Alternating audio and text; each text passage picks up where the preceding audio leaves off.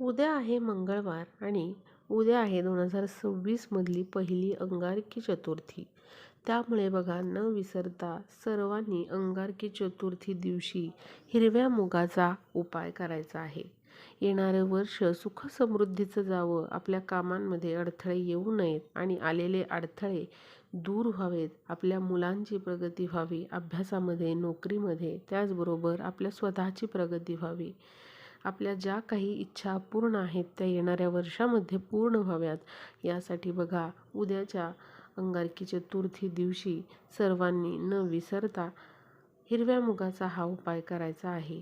त्याचबरोबर आपल्याला गणपती बाप्पांना न विसरता या 2 वस्तू अर्पण करायच्या आहेत. गणपती बाप्पांच्या चरणाशी त्या आपल्याला अर्पण करायच्या आहेत.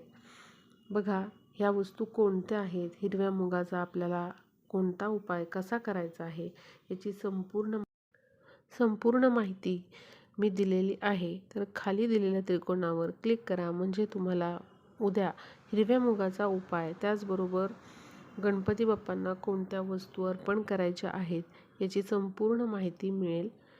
तर खाली दिलेल्या त्रिकोणावर क्लिक करा, म्हणजे तुम्हाला संपूर्ण व्हिडिओ पाहता येईल.